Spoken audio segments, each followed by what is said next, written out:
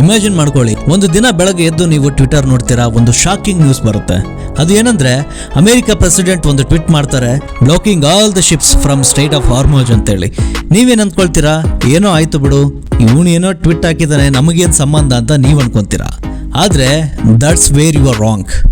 ಇದು ಕೇವಲ ಒಂದು ಯುದ್ಧದ ಸುದ್ದಿ ಅಲ್ಲ, ಇದು ನಿಮ್ಮ ಮನೆಯ ಅಡುಗೆ ಮನೆಗೆ ನೇರವಾಗಿ ತಲುಪುವಂತ ಎಚ್ಚರಿಕೆ ಗಂಟೆ. ಏಕೆಂದರೆ ಸ್ಟೇಟ್ ಆಫ್ ಹಾರ್ಮೋಜ್ ಕೇವಲ ಒಂದು ಸಮುದ್ರದ ಹಾದಿಯಲ್ಲ, ಅದು ಭಾರತದ ಜೀವನಾಡಿ. ನಮ್ಮ ದೇಶದ 50% ರಸಗೊಬ್ಬರಗಳು ಇದೇ ಹಾದಿಯಲ್ಲೇ ಬರ್ತಾ ಇರೋದು. ಯೋಚನೆ ಮಾಡಿ, ಗೊಬ್ಬರ ಇಲ್ಲದಿದ್ದರೆ ರೈತರು ಹೇಗೆ ಬೆಳೆನ ಬೆಳೀತಾರೆ? ಬೆಳೆ ಇಲ್ಲದಿದ್ದರೆ ನಮಗೆ ಅನ್ನ ಆದರೂ ಎಲ್ಲಿಂದ ಸಿಗುತ್ತೆ? It's a scary thought, isn't it?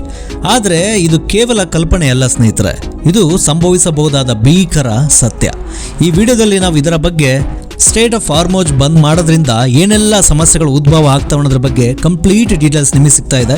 ಇವತ್ತು ಯಾರೆಲ್ಲ ಚಾನಲ್ಗೆ ಹೊಸದಾಗಿ ವಿಸಿಟ್ ಮಾಡ್ತಾ ಇದ್ರೆ ಸಬ್ಸ್ಕ್ರೈಬ್ ಮಾಡ್ಕೊಳ್ಳಿ, ಇದೇ ರೀತಿ ಸುದ್ದಿಗಳು ನಿಮ್ಮ ತನಕ ನೇರವಾಗಿ ಬರ್ತವೆ. Let's begin the video. What is NPK?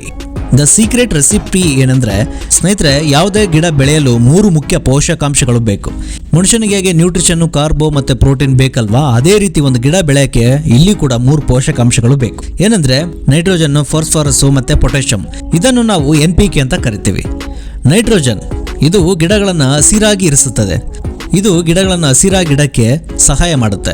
ಇದಕ್ಕೆ ಬೇಕಾದ ನೈಸರ್ಗಿಕ ಅನಿಲವನ್ನ ನಾವು ಅರಬ್ ದೇಶಗಳಿಂದ ತರ್ತಾ ಇದ್ದೇವೆ. ಫಾಸ್ಫರಸ್ ಇದು ಗಿಡದ ಬೇರುಗಳನ್ನ ಗಟ್ಟಿಗೊಳಿಸುತ್ತದೆ. ಇದರ 70% ದಾಸ್ತಾನು ನಾವು ಮೊರೊಕೊ ದೇಶದಿಂದ ತರಿಸ್ತಾ ಇದ್ದೀವಿ. ಪೊಟ್ಯಾಷಿಯಂ ಇದು ಗಿಡದ ರೋಗ ನಿರೋಧಕ ಶಕ್ತಿ. ಭಾರತದಲ್ಲಿ ಇದರ ಅದಿರು ಬಂದ್ರೆ 0 ಇದೆ.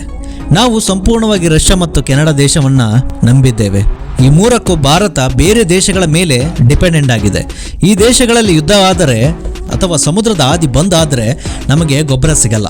ಆಗ ನಮ್ಮ ದೇಶದ ರೈತರು ಹತಾಶರಾಗುತ್ತಾರೆ. ನಮ್ಮ ಸರ್ಕಾರ ರೈತರನ್ನು ಉಳಿಸಲು ದೊಡ್ಡ ಮಟ್ಟದ ಸಬ್ಸಿಡಿಯನ್ನು ನೀಡ್ತಾ ಇದೆ ಅಂತೆ.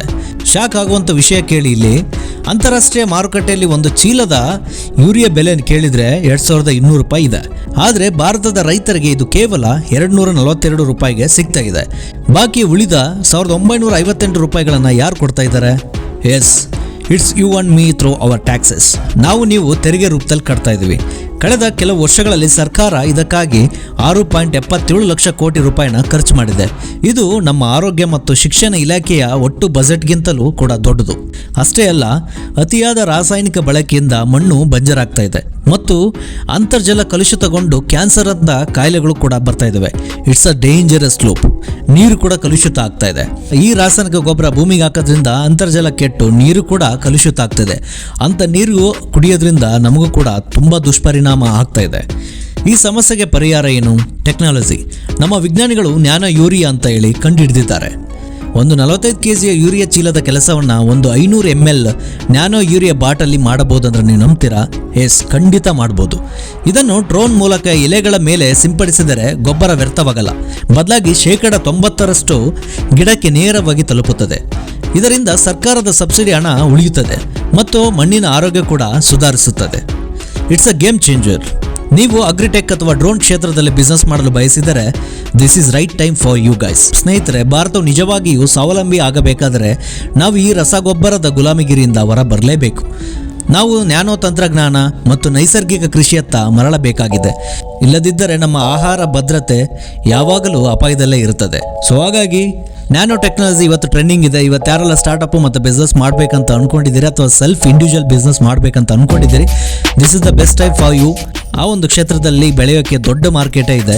ನ್ಯಾನೋ ಟೆಕ್ನಾಲಜಿ ಯೂಸ್ ಮಾಡೋದ್ರಿಂದ ಅಥವಾ ನ್ಯಾನೋ ಟೆಕ್ನಾಲಜಿ ನೀವು ಅಳವಡಿಸ್ಕೊಳೋದ್ರಿಂದ ತುಂಬ ದೊಡ್ಡ ಮಟ್ಟಕ್ಕೆ ಬೆಳಿಬೋದು. ಸೊ ಹಾಗಾಗಿ ಈ ಒಂದು ಕೇಸ್ ಸ್ಟಡಿ ನಿಮ್ಗೆ ಇಷ್ಟ ಆದರೆ, ಈ ಒಂದು ವಿಡಿಯೋ ಇಷ್ಟ ಆದರೆ ಲೈಕ್ ಮಾಡಿ, ಶೇರ್ ಮಾಡಿ. ಮತ್ತೊಂದು ಕಂಟೆಂಟ್ ಜೊತೆಗೆ ಮತ್ತೆ ಭೇಟಿ ಆಗ್ತೀನಿ. Thank you for watching.